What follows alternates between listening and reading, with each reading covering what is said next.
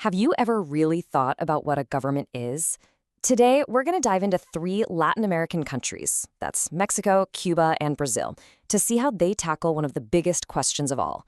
Who actually gets to be in charge? And really, that's the question at the heart of it all, isn't it? Should all that power belong to just one person, or a small group, or should it belong to the people themselves? So, to figure this out, we're going to treat Brazil, Mexico, and Cuba as these amazing real-world case studies. By stacking them up against each other, we'll get a super clear idea of how these different systems actually play out in people's day-to-day lives. All right, first up, let's look at a system where the average person has a pretty limited role in how things are run. We call this an autocracy. The easiest way to think about an autocracy is like a pyramid. All the power, all of it, is concentrated right at the very top with one single person or maybe a small group. And in a system like this, individual rights, they often take a back seat. The government basically calls all the shots, which doesn't leave much room for people to have a say. And look, these aren't just ideas from a history book. Autocratic systems are up and running in a lot of places around the world today. But for our story, we're zooming in on one right here in Latin America, Cuba. So what does that actually look like on the ground in Cuba? Well, since the revolution back in 1959, the country has been a one-party system run by the Communist Party. Now, the original goal was to create a more equal society, but the result is that the party controls pretty much everything: the economy, the media, you name it. This means citizens don't get to choose their top leaders in competitive elections, and basic freedoms like speaking your mind or gathering in groups are seriously limited. Okay, let's do a complete 180 and talk about a totally different model.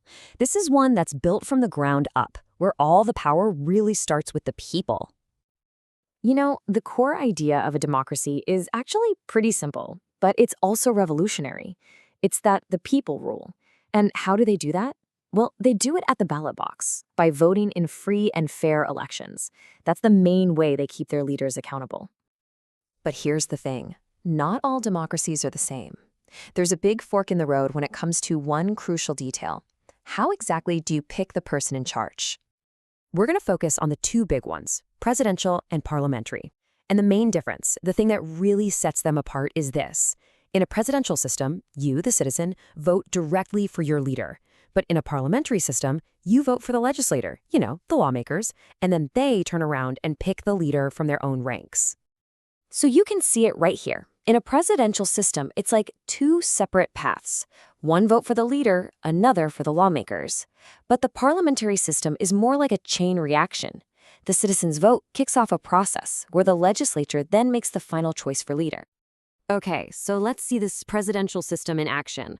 And to do that, we're going to take a closer look at two of the biggest democracies in Latin America, Brazil and Mexico.